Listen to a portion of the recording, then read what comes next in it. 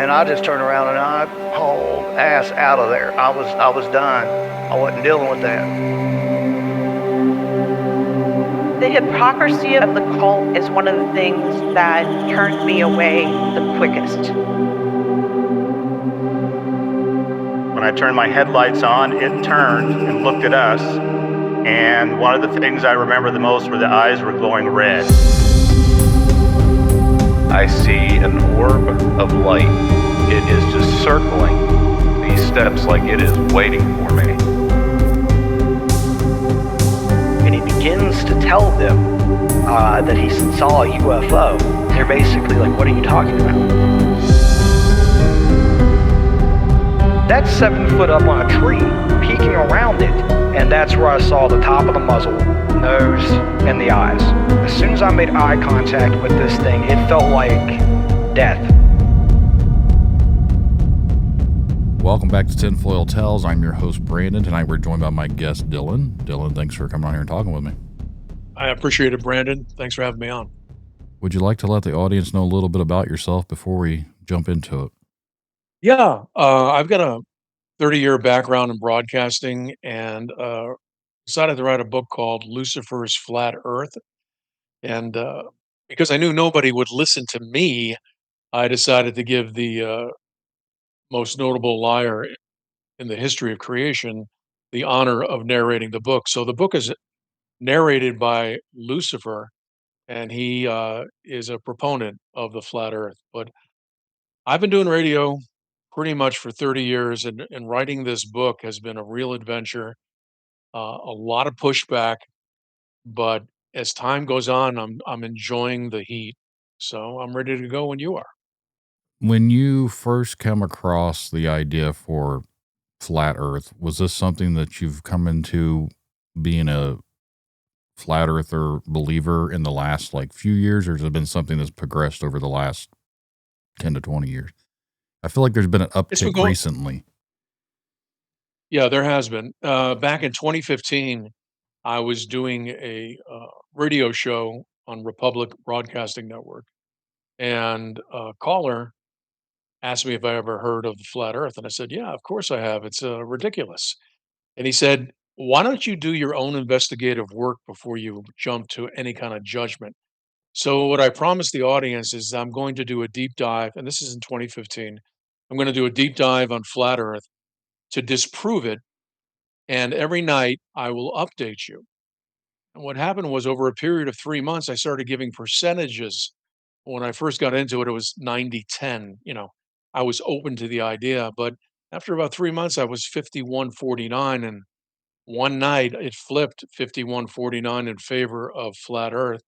And I started talking about the journey from becoming a believer and the previous 58 years of my life as a non-believer. But this journey of flat Earth has opened my eyes to so many things, including what's going on right now in the world, what happened in 2020 with the COVID shots, and where all of this is going with transhumanism, alchemy, divine duality. There were so many subjects that opened up because of flat Earth.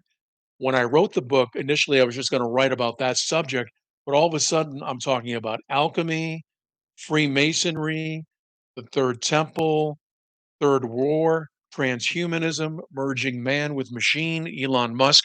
All of these other subjects became part of the germination that originated with flat Earth. So from flat Earth, the book expanded into multi-faceted subject matter, and it's been a trip. I've really enjoyed the last 11 years, despite all the pushback I've been. It is one thing that you will encounter. I figured that out. When you start to do things that kind of rock the boat for people, you get a lot of criticisms. You get a lot of people saying you're crazy and all sorts of topics that you mention to people that they refuse to believe in. And some are so dug in that even if you present facts or proof, they still won't accept it. It's true. I'm in the process right now of selling my house, and I had a woman who was very interested.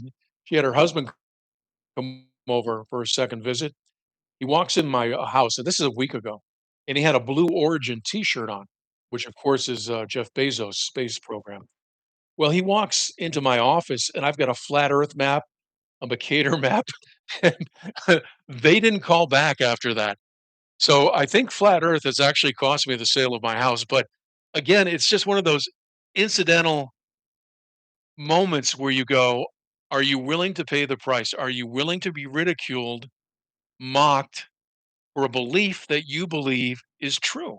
And really, when you think about it, when you go way down the rabbit hole, I can't think of a subject matter besides flat Earth that has such a visceral reaction from people. People go out of their mind when you mention the F word. Yeah. I, I've had that happen. I used to be the same way, to be honest. Like I'm kind of on the fence about a lot of stuff because I don't really lean one way or the other because I don't believe everything they say about space because it doesn't just because it doesn't make sense to me doesn't mean it's not true. But at the same time, when you look into flat earth stuff, a lot of that stuff makes more sense to me than their explanation for space. So it's like I'm not trying to say I'm a flat earther. I'm not trying to say I'm a globetard like they get called or whatever. But at the same time, it's like it's hard to wrap my brain around the process of why we're being kept in the darkness of everything. Like if we really are on a flat plane of existence, then what is the point of keeping it all a secret? And at the same time, it's like, how many people are involved in the cover up? It just seems kind of crazy. And the truth is, not many. Take NASA, for example. I say that NASA is the largest film studio in the world. They're not a space program, they're a film studio. And there was even a movie a couple years ago, Fly Me to the Moon, starring Scarlett Johansson, a mainstream movie where the plot was let's come up with a backup plan in case we don't get to the moon. Let's film it on a soundstage just in case. It was all about the space race with the Russians and Kennedy saying we would land on the moon before the end of the decade. But that is the question. How could so many people be in on the conspiracy? And the answer is you don't have to have a lot of people. There were only 12 astronauts that landed, quote unquote, on the moon. They're in on it. The people that live on the top floor of the NASA skyscraper are in on it. And that's about it. Everything else is compartmentalized. I believe most of the people that work at NASA honestly believe that the earth is round and that they're doing a good job. And really, they're just doing a particular job. Some might work on the helium or the hydrogen or the space capsule or the parachutes, but it's all compartmentalized. No one has an overall view of what's happening.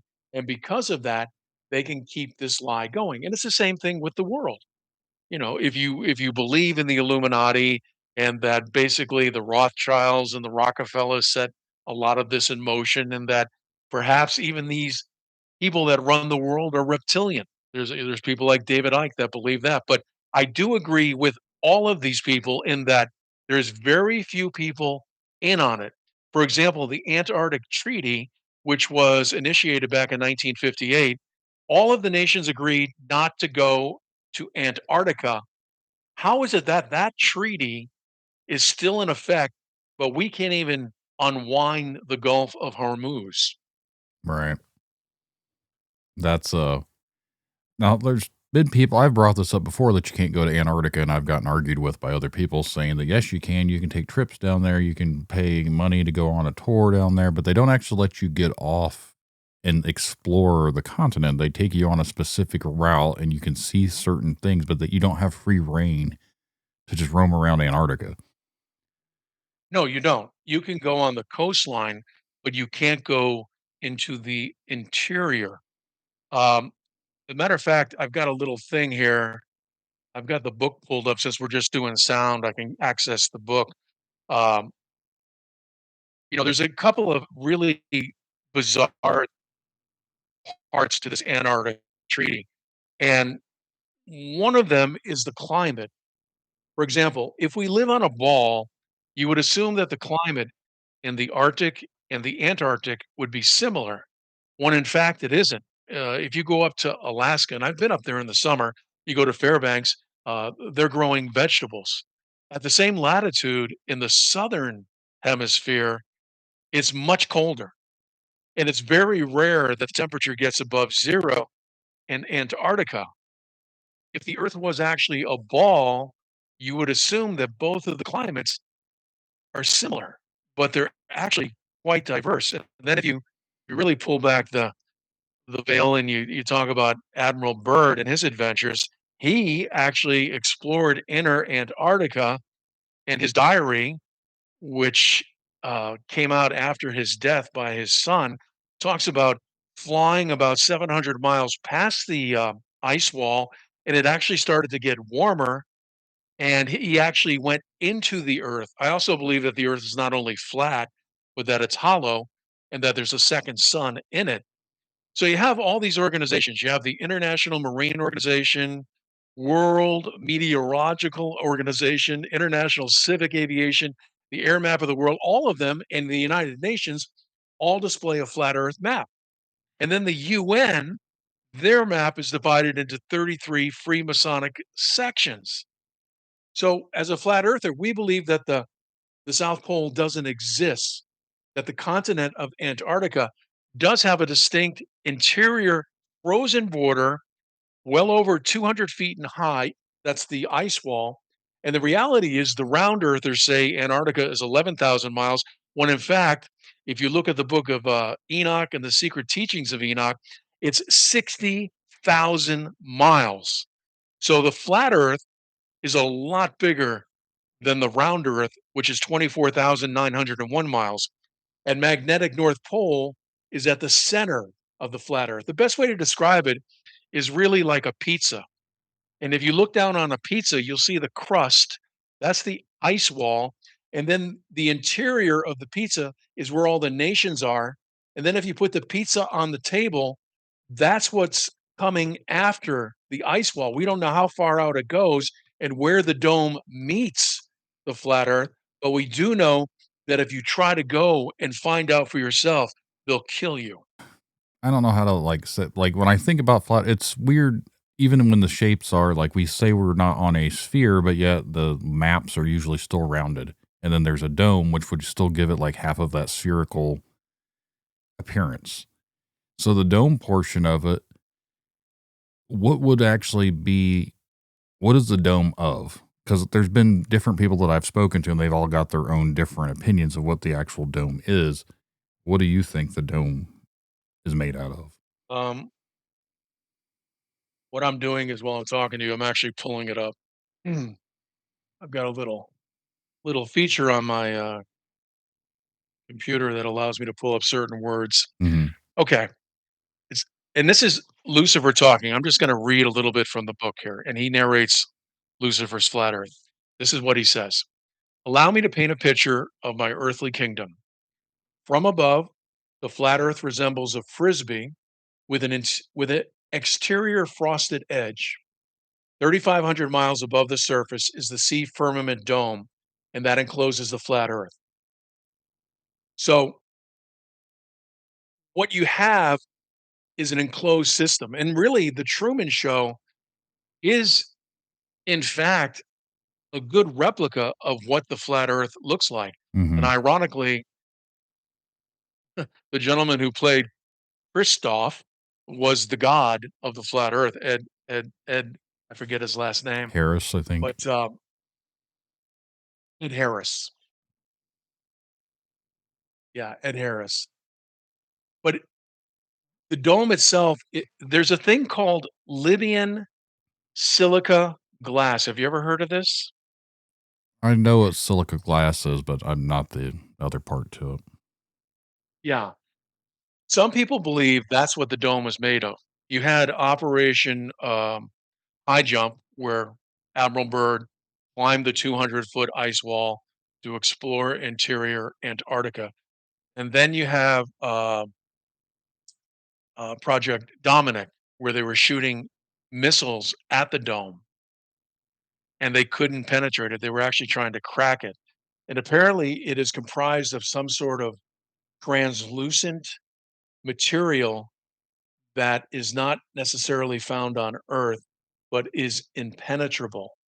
And this material is in the shape of like when you have a turkey served, that dome. But if you consider that uh, the Antarctic ice wall is 60,000 miles in circumference, and then you put all of the continents within that arena, and then you extend out, probably you're looking at least 1,000 miles in all directions from the ice wall before you might even encounter the firmament. And then the question is, how far does the Earth go after that? Because we're in this terrarium, but that's not the end of it. There's something on the other side of that wall. What is it? Other nations? Other worlds? We don't know because we're not allowed to go there. What do you believe made all of this?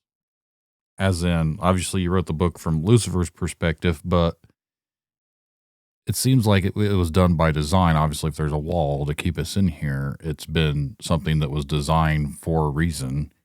And I know a lot of flat earthers kind of go with the biblical aspect to it, but I've also heard other ones claim it's part of the simulation. Well, I look at it from a Christian point of view because I am a Christian, and a biblical point of view, but I also understand the simulation point of view. Um, I think it is June 12th that Spielberg's movie comes out, Disclosure Day. Mm-hmm. If it was actually revealed that we're not alone, I think there would be chaos. And let's say you woke up one morning and they confirmed that the earth was flat. The first thing that's going to happen is the stock market is going to crash. There will be pandemonium. A lot of people will just melt down. And also, you'll see a lot of people heading towards the edge, heading towards Antarctica, wanting to find where the dome intercepts the earth. And the reason that I believe uh, they're keeping this a secret is what you said, and it's two words: intelligent design. If people discover that the earth is flat, the first thing they're going to say is, that's intelligent design. And then they might go down the road of a simulation, but a lot of people will go down the road pursuing God.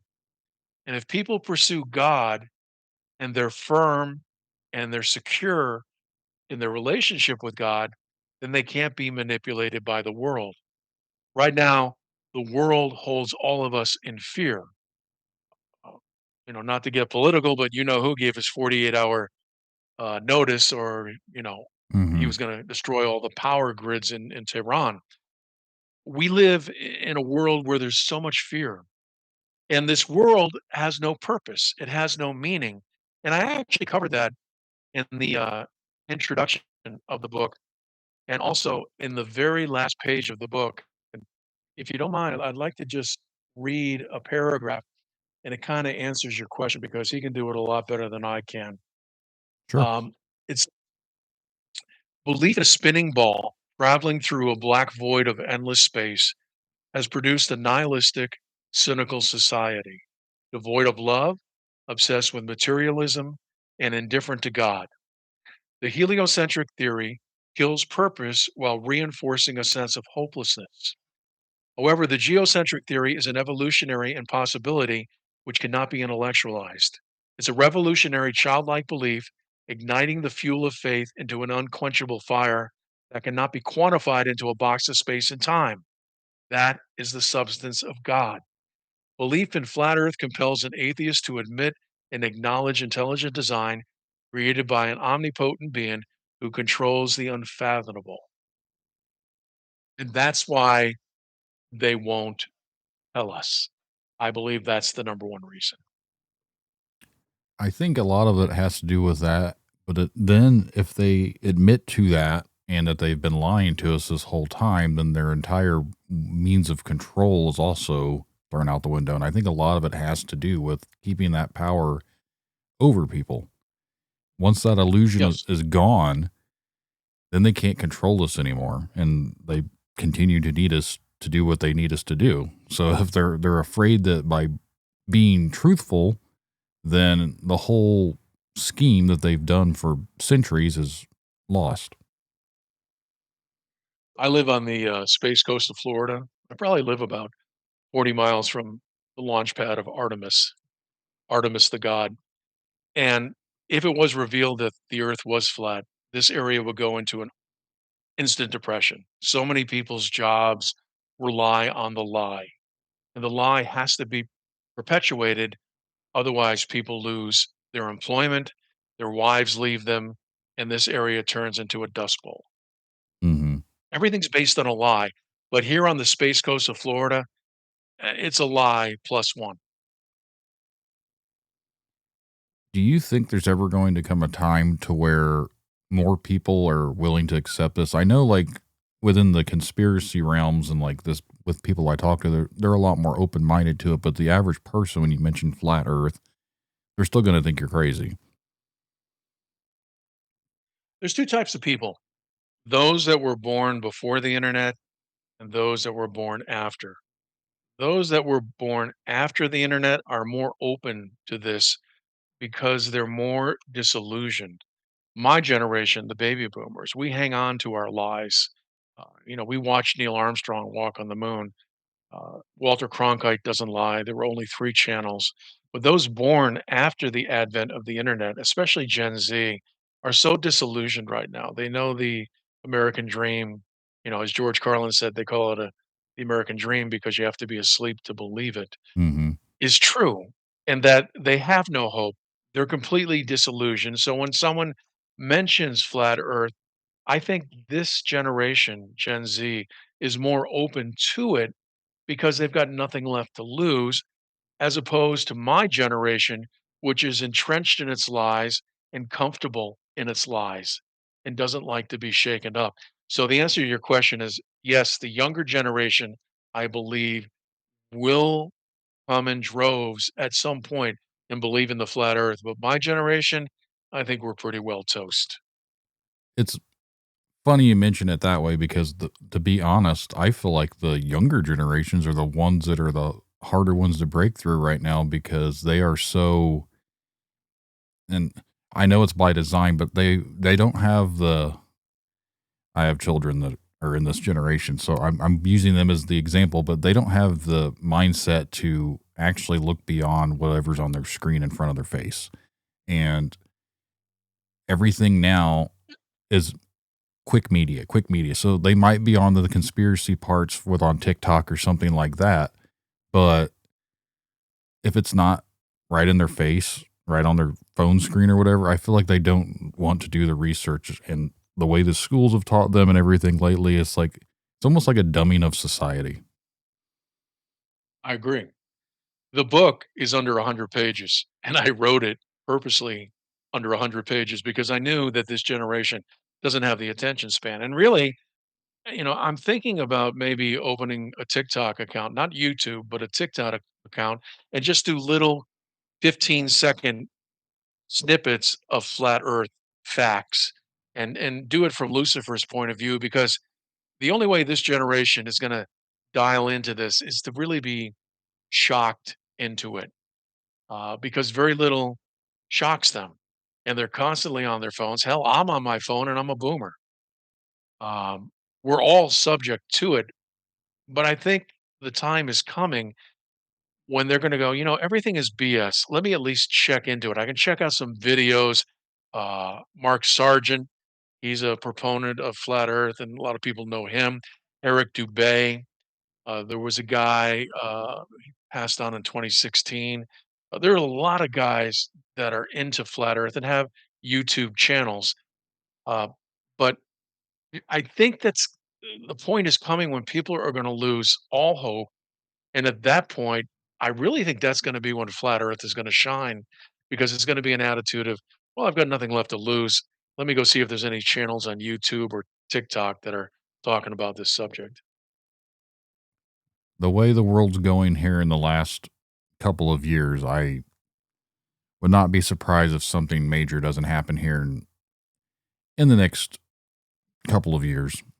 I know that they're talking about I actually just talked to someone recently, and they'd mentioned that, and I don't know how this will play out as far as, and this again, this is where I kind of get hung up on it, but like, how do they explain extraterrestrials on the flat Earth? Well, the name actually says it if you listen.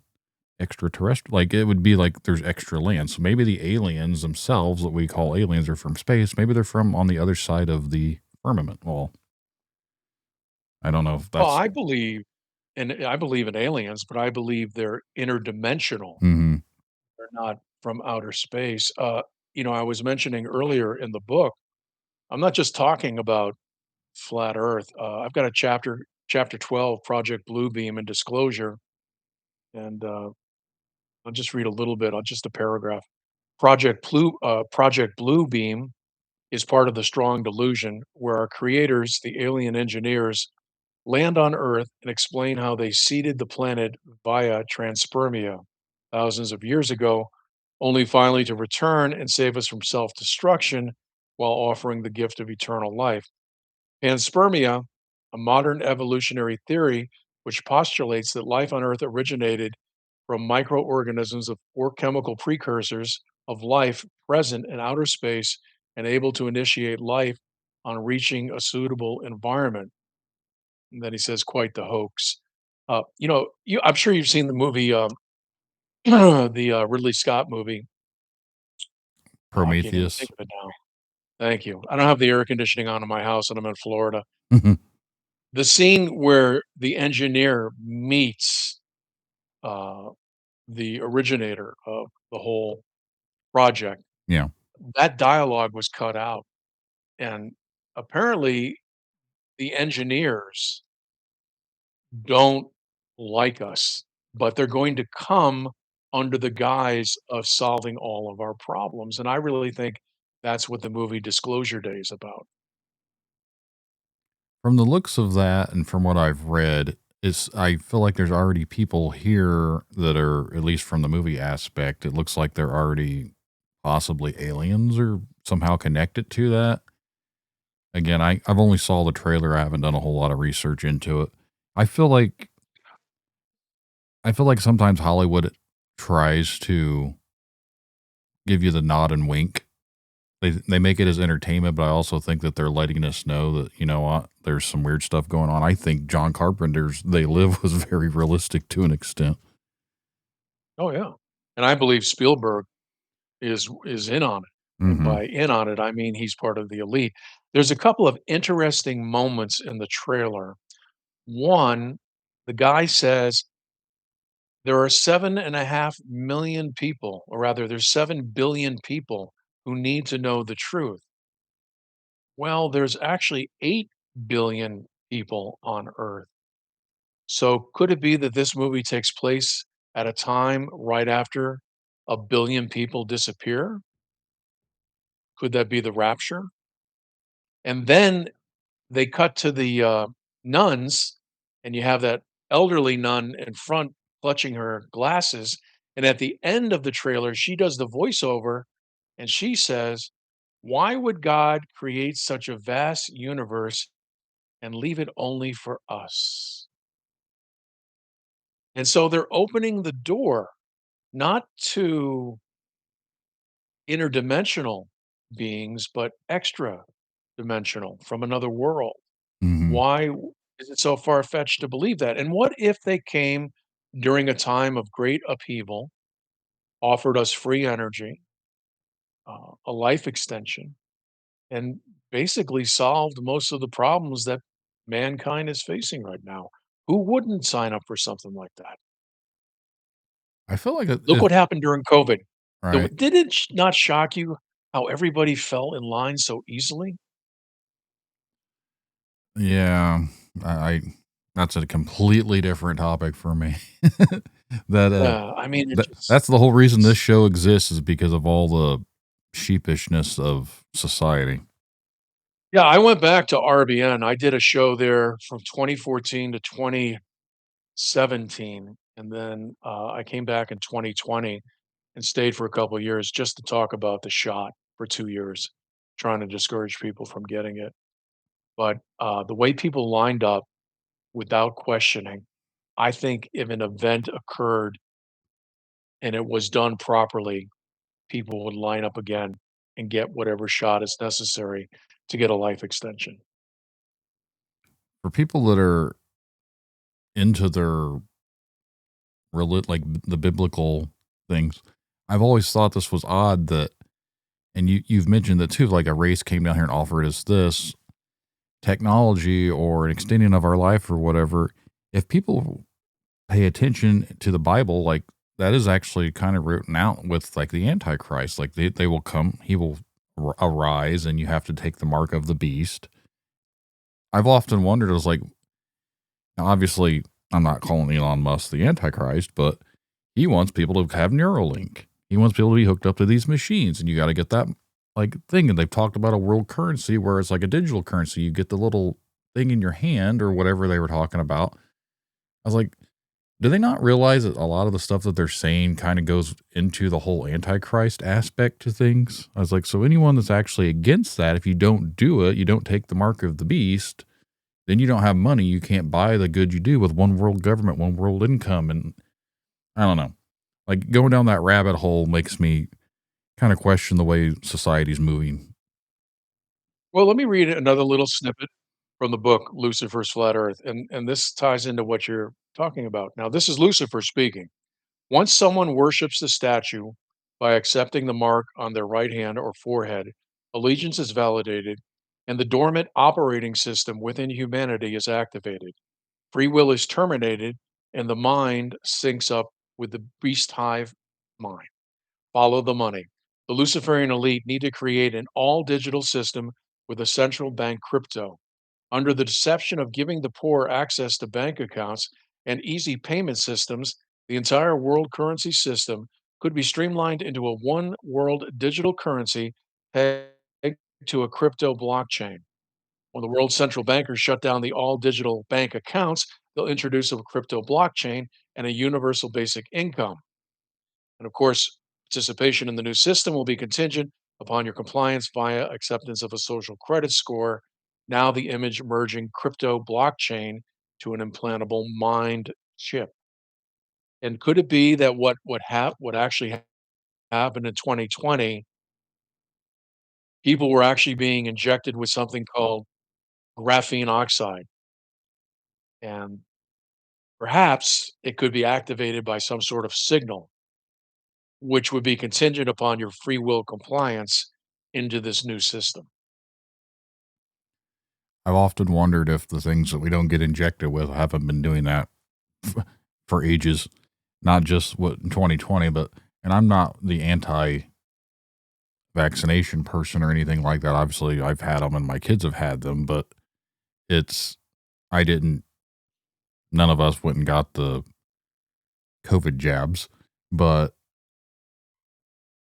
I've often wondered if that was actually something they were doing. Who really knows what they really are injecting kids? Like when my son was born, they give you so many vaccinations right at birth, and like who the hell knows what they're actually putting in people? Well, and who the hell knows what we're all breathing? I mean, we Exactly. all breathe in those chemtrails. Maybe we all have some kind of nanobot in us. I Mm-hmm. mean, who knows? It's, Let me read one little more snippet from this. And this again is Lucifer talking. One final vaccine containing the DNA of the angels, archangels, to merge with the DNA of man, not just an instant cure to a deadly pandemic, but an upgrade in intelligence and a life extension of at least 500 years. Once the Great Delusion is in motion, these interdimensional dark angels could ask the Pope if he could baptize them into the Babylonian Roman Catholic Church, where Jesus Christ came to earth as a hybrid God man. He carried the unique DNA construct, qualifying him to pay for the wages of sin, yet a third of the angels rebelled against God. So, what I'm saying is, as it was in the days of Noah, this is exactly what we're seeing right now, the days of the Nephilim, the days of hybrids, the days of chimeras. I believe that, those Greek gods were not mythology, they were reality. That's why I believe God flooded the earth, because the DNA got corrupted. You had dark angels having sex with women and animals, and creating all these hybrids, and the whole earth was corrupted. And that's where we're heading right now, like you mentioned with Elon Musk.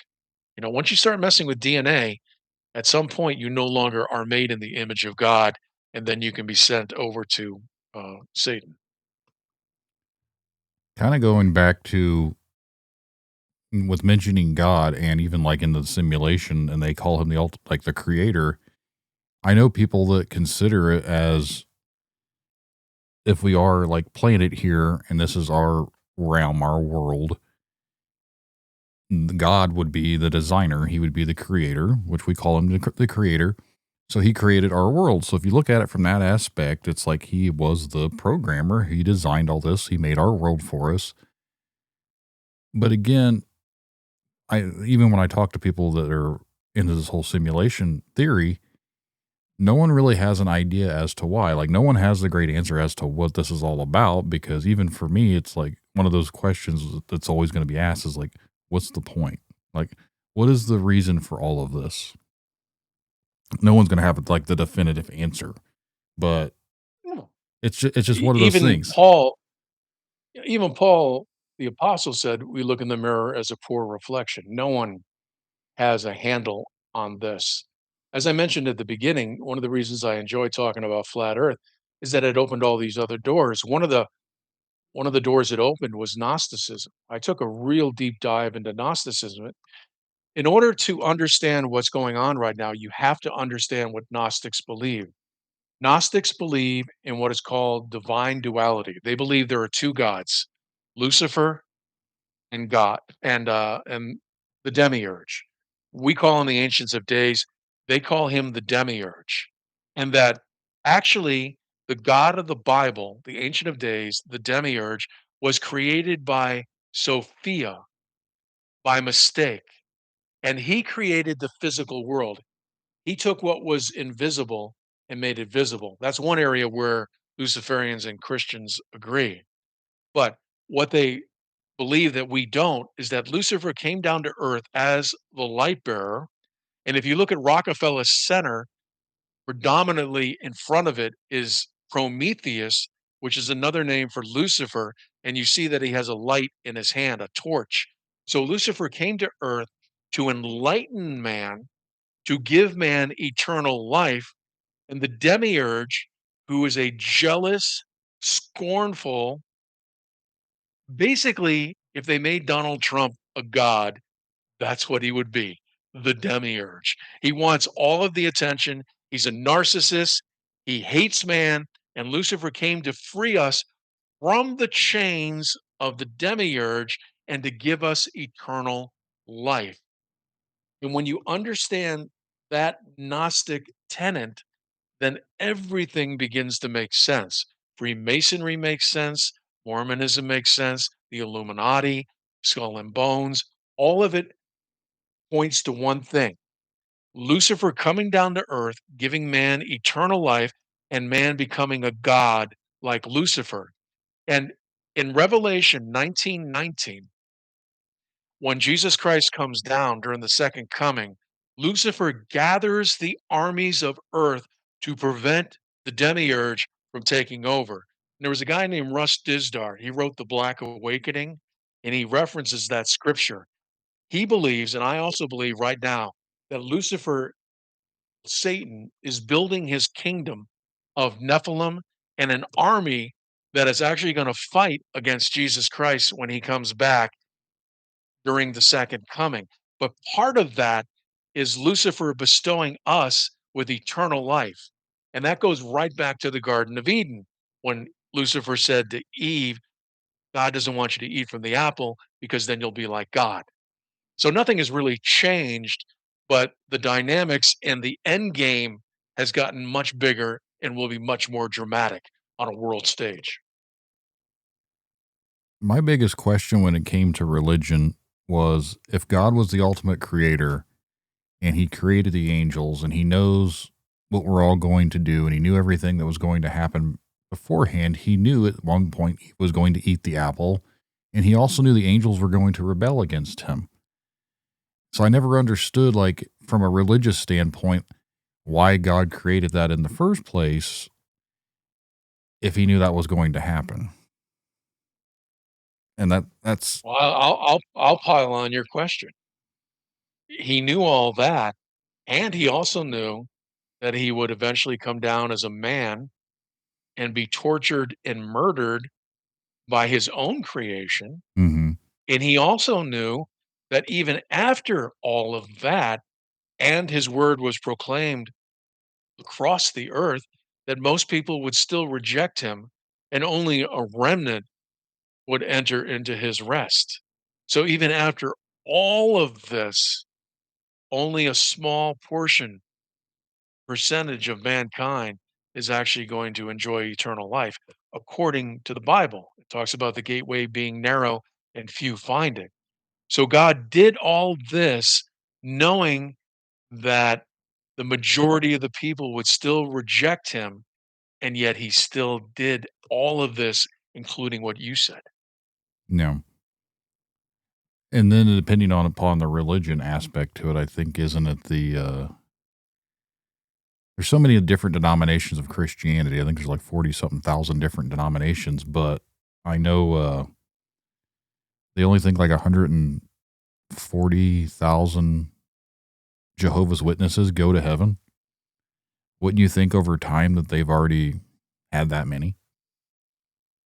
I actually talked to a Jehovah Witness a week ago. I was at a supermarket called Winn-Dixie, and they were outside, and I said, "Explain this 144,000 to me, because my understanding is it's 12 tribes of Israelites, 12,000 each, that evangelize in the last days, and I guess those are the only ones that go to heaven?" And she said, "No, they just get a special place." I go, What do you mean?" "Well, they're special. They have a special place with God." So, you don't believe that God was actually Jesus Christ was actually God? And they go, "No, he was just a prophet." Okay. It's very confusing once you get out of your wheelhouse. And Mhm. even the Bible, it says that God has to pull someone to him. Uh, when I was saved, I was living in Los Angeles, and I was smoking a joint in a bathtub, and an earthquake hit. I never went through an earthquake in my life, and I went through my first one high. Oh, I freaked out. And I had this guy witnessing to me at a warehouse I worked at. And so I gave my life to Christ. I got filled with the Spirit. And that, I believe, was the result of God making himself known to me before I pursued him.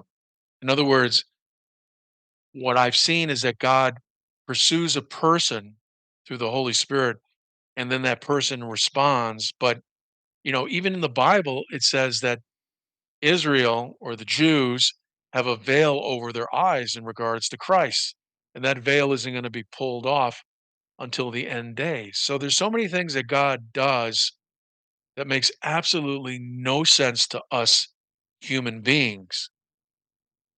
But if it is true that this earth is flat, and that he looks at the earth as his footstool, and he's looking down right on us, and heaven is a lot closer, then this is the center of the universe. So a couple interesting things about flat earth. There's two immovable points in the universe.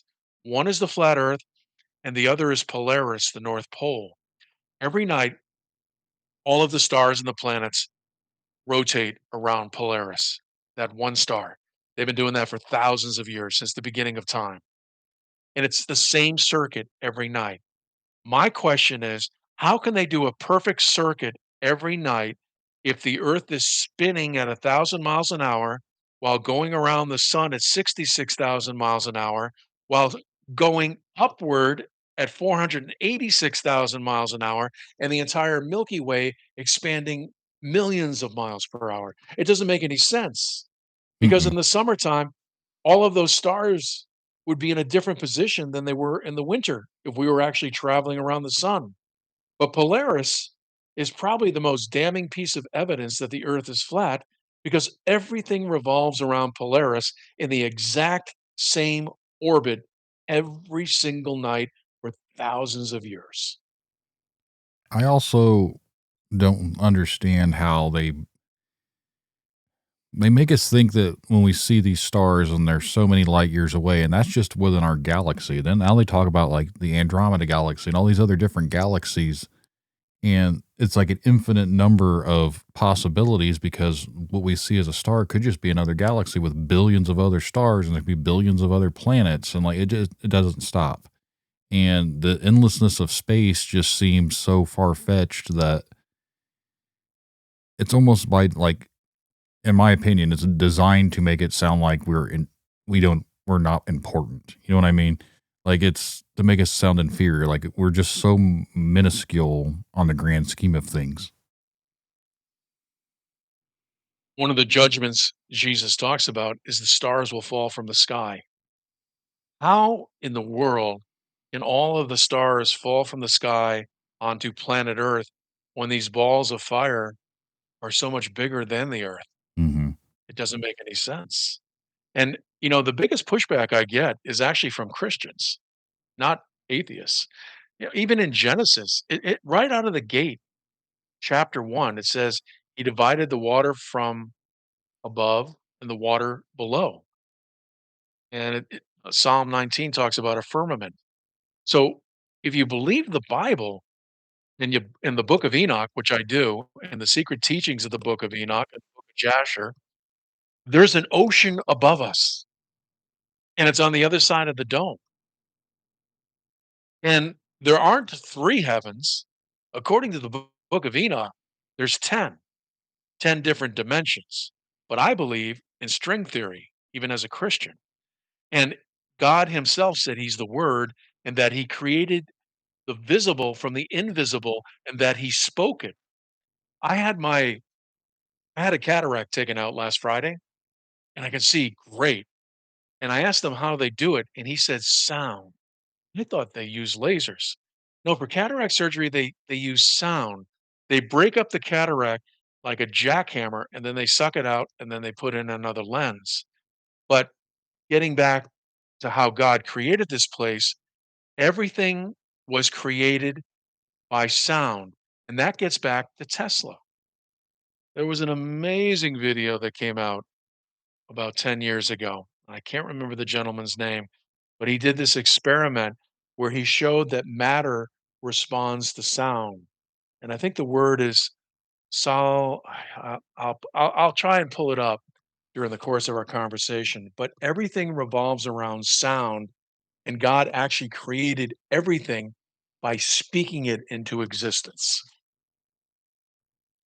A lot of science and everything says that we're all frequency and vibration. Well, frequencies and vibration are usually sound. Yeah, I'm a big proponent of science. I think Mhm. science is great. What I don't like is when they lie.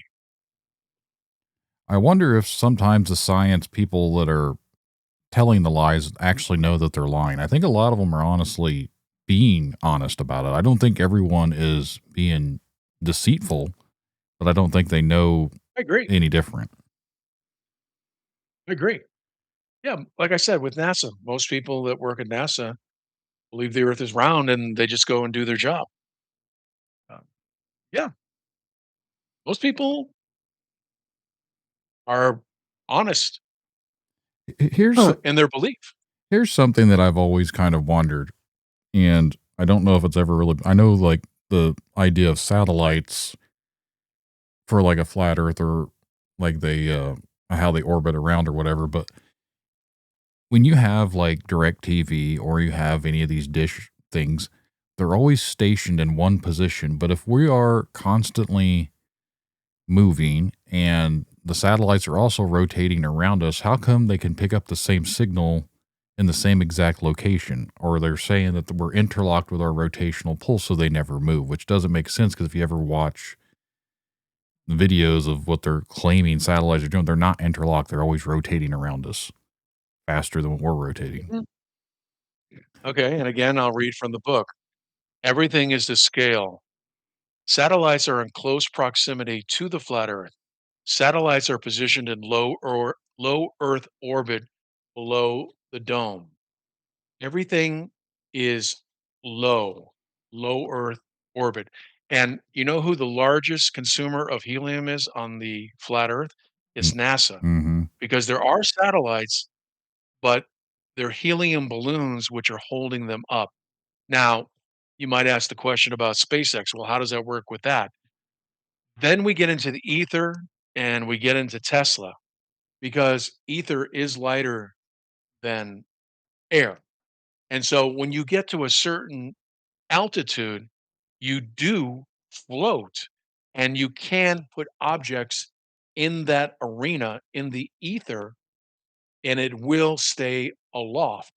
I mean, think about this: 25,000 satellites, 370,000 pieces of junk haven't melted or crushed while orbiting the ball Earth, as they're all going 22,000 miles an hour. It's crazy. Mm-hmm. And even the word satellite, I believe that was Arthur C. Clarke who invented the word. And as far as your telephone, everything is land based.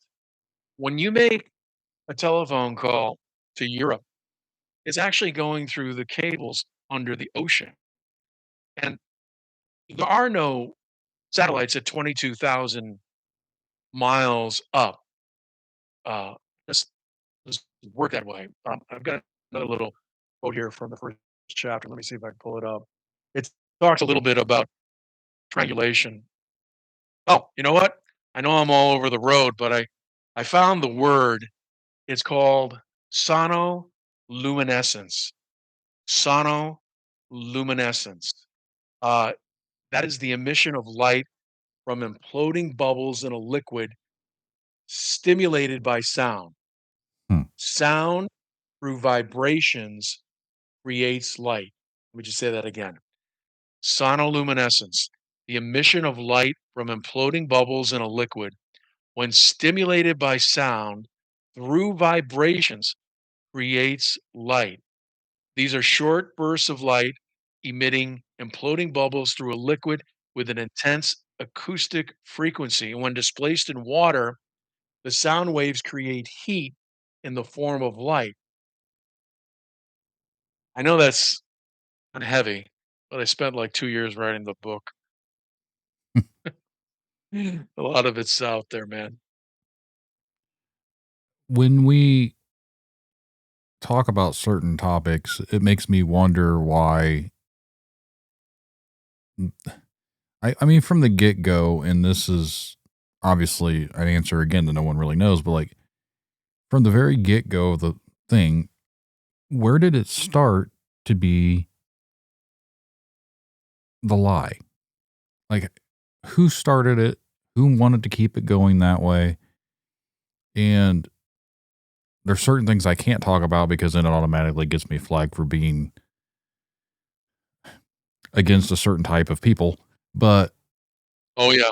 there's a lot of things that stimulate from that. And even if you go back into the original Bible version, like they are God's people, but that's where a lot of conspiracies kind of circulate around. And I'm not That's the saying, latest Pandora's box that I've opened, and we can talk about it. We'll speak about it in code. mm, Um, I don't necessarily believe uh, those people are actually the actual residents of that land. mm-mm, That the original people are still dispersed across the world, and they're more known as Ashkenazis. And it was all a result of the Balfour Agreement and the Rothschilds and all of that. So that might be the final piece that actually they're not who we think they are. Was that vague enough? mm-hmm. No, I've had episodes before and it got flagged. And, again, I feel like that's by design because now anytime someone questions any of the status quo, you're automatically getting flagged or labeled a certain type of hate And it has nothing to do with that because I don't think it's every single person of that. But I think there's people in certain positions all around the world that have some sort of a background with it. Yeah.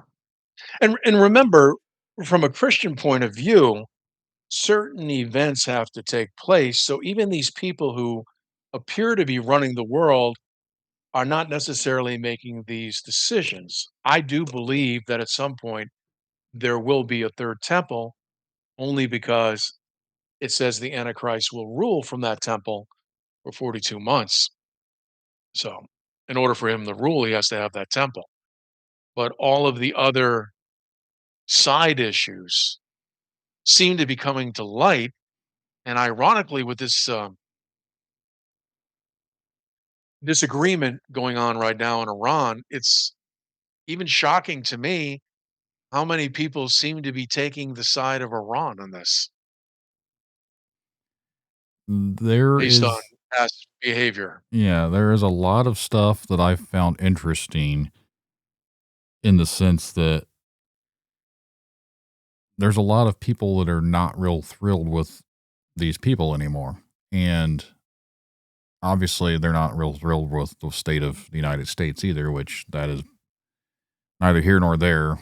But the whole thing to me, it screams like a bad reality TV show. As bad as it sounds, like I feel like every day that I wake up, I'm like, what is going to happen next? Because it's like this stupid show that we're all stuck watching. And there's nothing we can do about it. No, I want And to it's change. going to go where it's going to go. And there's nothing you can do about it. I want to change the channel, but it's on every network. Right. We're all in our own little Truman show. Mm-hmm. I think the difference between us and Jim Carrey is Jim Carrey didn't know he was in a show, that he was on a soundstage. He was part of NASA until the end of the movie. We know in the middle and beginning of the movie that we are in the Truman Show, but still, there's nothing we can do about it. And, from again, from a Christian point of view, I look at it as this place is not my home. However, I still have to live here. I still have to, make money and eat and be part of this world. Is very, I think the hardest thing for a Christian is to be in the world, but not of it. I don't know how in the world to do that. And every day it's a struggle. Because, like you, I'll get up in the morning, I'll do my doom scroll, and I'll try not to get irritated. Even with the latest, you got 48 hours and that's it. And now, oh, okay, now we're negotiating. It's like every day, you know, I'm a political atheist, but the only good thing about the previous president was that his mind was shot and he didn't do anything. I mean, there were days when it was just quiet. With this guy, it's like every day it's drama and you just want a break. It's like, can I just get up one day and have a normal day without the world being on edge? And the answer is no, not anymore. Mm-hmm. Well, we've been going on for about an hour, and I figure we can get close to wrapping this up. But before we do, is there anything else that you would like to discuss before we end it? Uh, the issue of transhumanism, getting back to Elon Musk, really what all of this comes down to, I believe, is merging man with machine. I was watching the video in the year 2525 on YouTube while I was working out today. And it's so true. Man wants to become a god.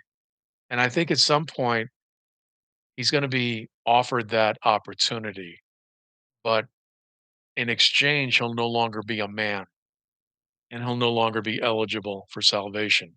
He'll no longer be made in the image of God. And I think that's where all of this is going, to create a new man, a transhuman, where there is no government and the transhumanists run this place. And that's where I think this is going. So I guess that would be my closing comment. This is where I kind of come in with that because it makes me, I would never do it with my own free will, but I have a feeling I know how it's going to get parlayed to people, and I see how it'll get in by manipulation. But they claim that they can put this chip in there, and all of a sudden, people that have medical issues, like some say that they're paralyzed, well, they can now walk again. They're going to promise all these great things that this thing can do for people. And I see people falling for it, and they're going to, it could probably actually, maybe it does do what they claim it does, but you're getting into that point to where you're no longer a human because now you're being controlled by a machine. And at one point, what happens when they decide that they're going to take over that machine? Now you're completely controlled by this little chip that's now programmed into you, and now you're being reprogrammed to serve a different purpose. The number 666 is not the number of the beast, it is the number of man.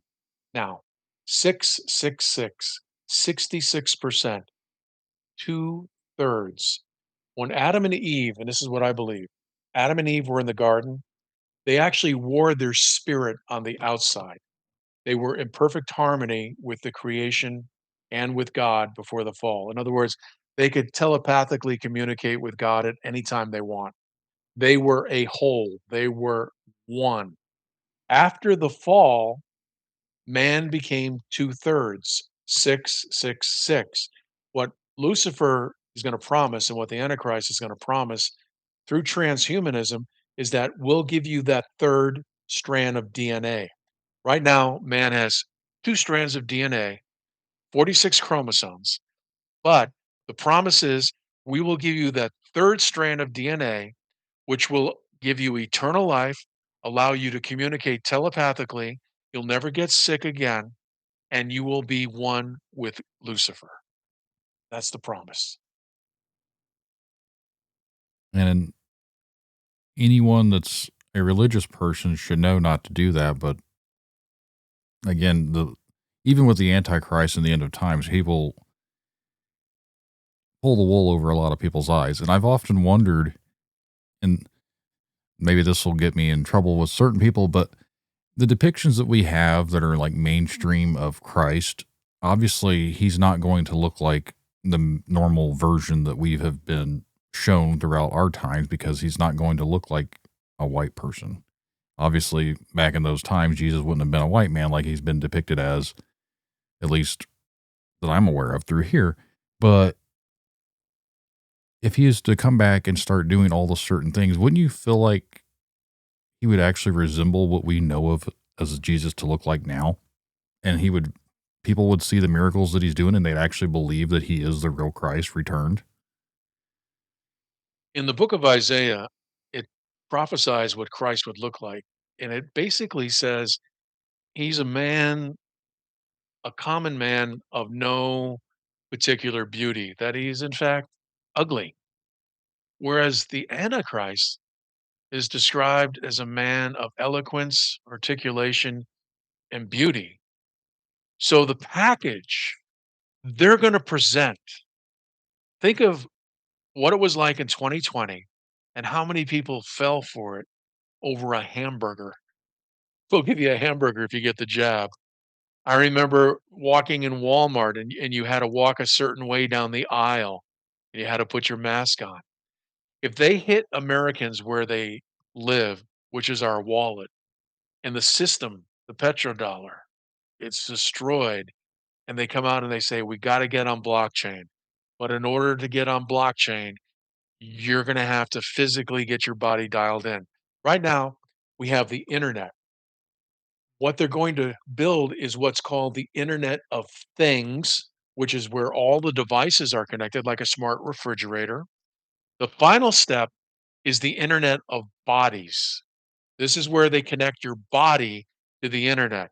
Not only will all things be connected to the internet, you will be connected to the internet, and that will unveil the hive mind where everyone literally has the same thoughts and no one thinks for themselves, and actual free will is gone, and you become something other than a human being.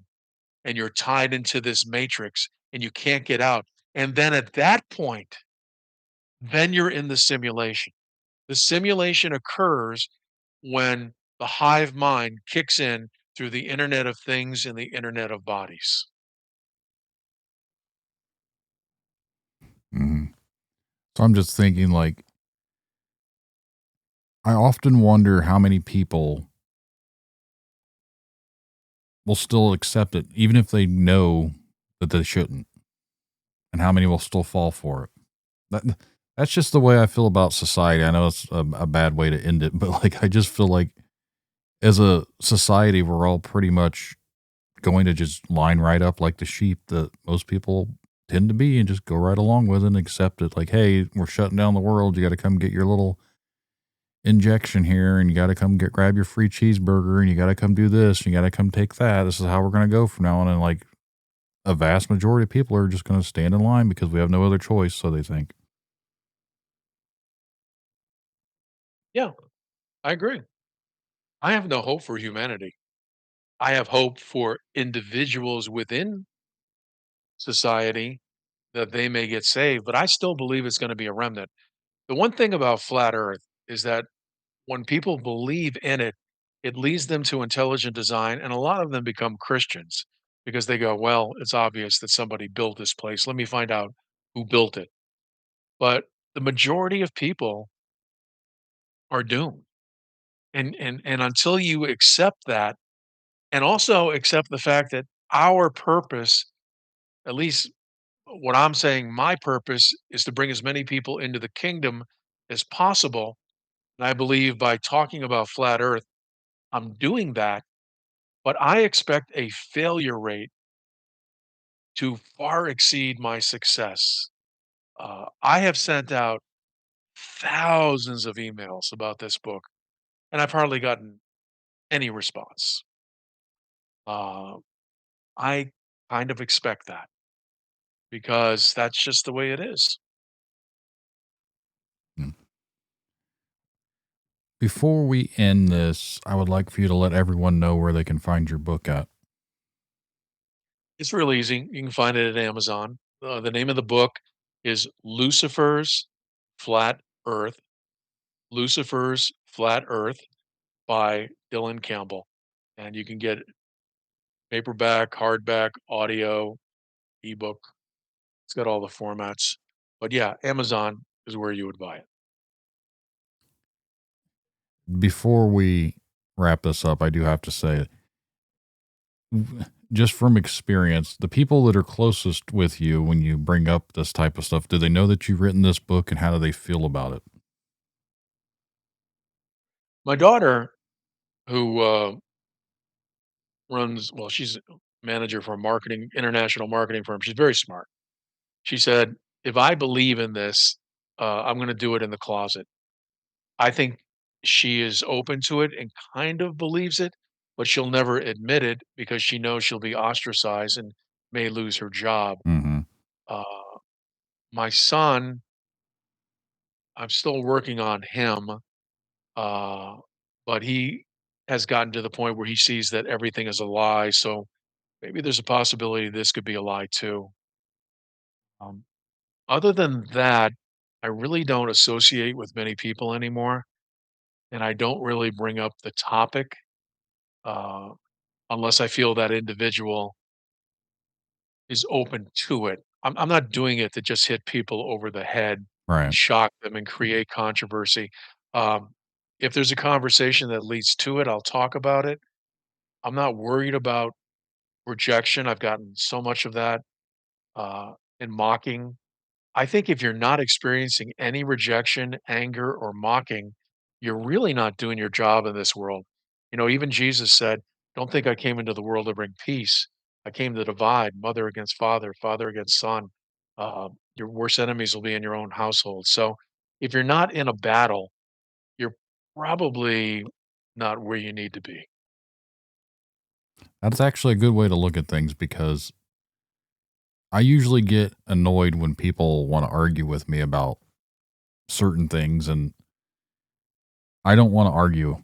at the end of the day, like it's not what I don't want to argue with people. I don't want to do it, but I see the comments that I get. I see the hate that people have to say. I see when they leave, every comment gets notified to me. And like the last 5 comments from Spotify have all been negative, which if someone's not, I look at it this way, at least they're commenting. So that means they're listening.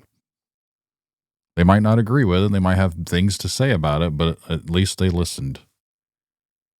But at the end of the day, I try to ignore all that stuff, but it's very hard to do. Well, my adage, and I didn't come up with it, but I'm through fighting people, places, and things. Uh, that's not my job. My job, I really believe that, as crazy as it sounds, I've been commissioned to talk about this because I can't let it go. I don't know what it is, but this topic just has a hold on me because I know that it leads people to God. And if that's what happens, I'm willing to put up with all the crap. But aside from it, like when I go to walk my dog in the morning, I'll be praying and I'll see the sun and I'll say, God, thank you for the sun. Thank you for the moon. Thank you for the water above, the water below, the earth. Thank you for the food and the shelter. I try to maintain gratitude, but I also try to mix in flat earth jargon because when I see the sun moving across the sky, it's moving. It's not the earth that's spinning. It's the sun that's moving. It's the moon that's moving. It's the stars. We are center stage for whatever reason in this terrarium. We are at the center of the universe. We are not some mistake. And God is very close. The sun is very close. The moon, all of it is very close to scale. And this earth is a hell of a lot bigger than we've been told. And every day, I just marvel at his creation. Unbelievable. There's one thing that I've actually thought about, and I know we're going to wrap this up, but I just thought about this. I had this conversation with someone at work not too long ago. At what point, for the people that believe that we're on a spinning ball, at what point do we leave Earth and we continue on, say we're on a rocket or a balloon or whatever, and we're going into the space? And at what point does it no longer look flat for us? Like when we're landing, the angles and the shifting, it turns to a flat perspective. But when you get into space, like when you see it, it's rounded and everything else. But when we come back down to Earth, all of a sudden it shifts back to being how we see it right now. Like you and I are just sitting in our chair, looking out, everything looks flat like this way. But if we're in space and it's curved, at what point does our vision shift to where it's no longer flat looking? Well, and that's where the deception is. The deception is in the lens. When you see that curvature, uh, that's the result of a fisheye lens. And a GoPro is a great example of a fisheye lens where there's curvature. Anytime there's a shot of Earth without a fisheye lens, it's always flat. Mm-hmm. And the horizon always comes up to meet you. And that's just the way it is. If you stand on the beach, you can see 3 miles. If you take out a pair of binoculars, you can probably pull it in about 6 miles. And you can pull in any boats that are between 3 and 6 miles. And then the question is, well, why can't we see Spain? Well, then you have dew and mist and dust and pollution. But is the earth perfectly flat? I believe it's more like a frisbee. If you took a frisbee and turned it upside down, you kind of have a concave shape, and then you have that edge, that 200-foot high ice wall. Um, but that's what's given the curvature. It's the fisheye lens. If they just used a regular lens, it would be straight. I posted a video on a website a couple years ago. It was taken by the Chinese, and it was a low Earth shot, a low Earth orbit shot, and the Earth was perfectly flat. They either forgot or purposely didn't attach a fisheye lens. So, again, the answer to your question is It's always flat. It's a question of what lens are they using at that altitude. That's kind of where I'm coming from is like, if we were to be in space and like when they show the earth from space, quote unquote, like and it's rounded and it's spinning, so like they're doing a spacewalk and you see earth in the background. Well, if they're above, say, this United States, and you can see the United States from throughout the clouds and everything else, but so you land, like you're going to land right back on earth. So you're coming in at an angle. Say that we're coming in from like a 45-degree angle, but you're heading directly from space. So you're still seeing it from a side point of view. But all of a sudden, the side point of view now is a flat. Like, at what point does it go from side to flat? Like when we're landing. That's what I'm talking about. Is like no one's been able to explain that to me because they don't have an explanation for that because there's no way to understand it. Because if you're in space, you're coming in from a side angle, but now once you're landing, it's not at an angle anymore. Like, at what point did it shift our perspective to be normal like we see it right now? But Oh, on in when space, you we're at an angle. fly, when a pilot's flying a jet, logically, he'd have to nose down during the entire trip. Otherwise, he would just fly off into space. Mm-hmm. And the artificial horizon, the instrument in the cockpit, is actually a mechanical gyroscope, and all it does is seek its own level. So once they attain altitude, if you're cruising at 35,000 feet, that artificial horizon bar is right in the middle, and you're just flying straight and level. How can you do that on a curved ball Earth? You'd have to tilt down the nose constantly in order to not fly off into space. Someone made the argument that it's for every square mile is 8 inches. So it's so minuscule that you wouldn't notice it because the earth isn't necessarily flat anyways, because obviously there's hills and curve and here and there. So you're not going to really notice the 8 inches per square mile. But I'm like, at some point though, like I've been up to the dunes in northern Indiana, and from Lake Michigan, you can look across the lake and you can see Chicago. Well, I don't know the exact mileage, but it's more than 3 miles, and you can still see the city of Chicago. So if you calculate the distance, most of that should not be visible. But If you are standing in St. Joseph, uh, Michigan, mhm, and you look across Lake Michigan at Chicago, it's about 60 miles. mhm, According to the Pythagorean theorem, and you talked about 8 inches per mile. For 1 mile, it's 8 inches, but then it exponentially goes up. For example, it's 8 inches of curvature for the first mile. At 10 miles, it's 66 feet. At 20 miles, it's 266 feet. So it's squared. If you're on the shoreline of St. Joseph and you're looking at Chicago, the Williams Tower, based on their curvature formula, should be under the curve. You should not even be able to see it. And there was a famous video on WGN where the weatherman said the reason you could see the Williams Tower is because of the horizon, because of it's an illusion. the It's light not real. fragments they claim. Yeah, yeah, yeah. Yeah. So, for example, a boat 10 miles offshore should be 66.6 feet below the horizon, and it's not. If you take out a pair of binoculars, and I've done that, you can pull it in. If you take out a telescope, you can pull it even further. So, what we believe to be the Earth's curvature is actually the vanishing point of perspective from our point of view. The flat horizon changes in relation to our vantage point, whether it's viewed from the ground or 35,000 feet. You know, there's pilots who've said they're flying in New Orleans and they can see 500 miles away. Mm-hmm. Um, and then I use the flight route. And again, this is in the book. If you fly from Frankfurt, Germany to San Jose, California, Frankfurt's at 50 degrees latitude. But for some reason, you got to fly over Greenland to get to San Jose, which makes no sense at all.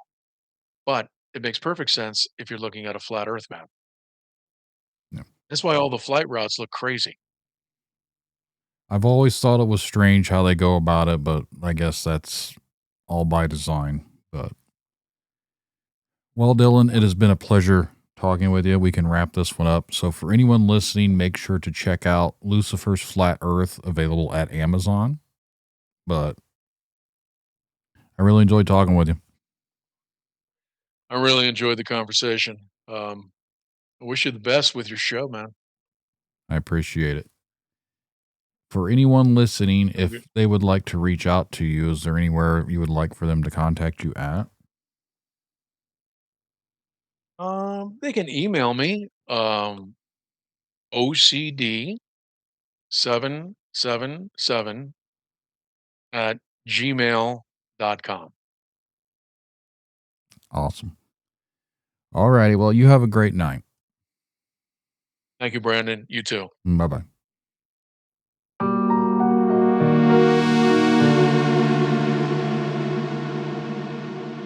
If you would like to be a guest on Tinfoil Tales, remember to send an email to tinfoiltalespodcast@gmail.com, or you can also go to tinfoiltales.com and go to the contact section. Just make sure to reach out and get a hold of me, and we will get something scheduled for a future episode. You can also find Tinfoil Tales on Facebook and Instagram. Just look for Tinfoil Tales Podcast. You can reach out to me that way too. Remember to share the show around. Word of mouth is the best way to help the show grow. And just remember, truth comes at cost. Are you willing to pay the price?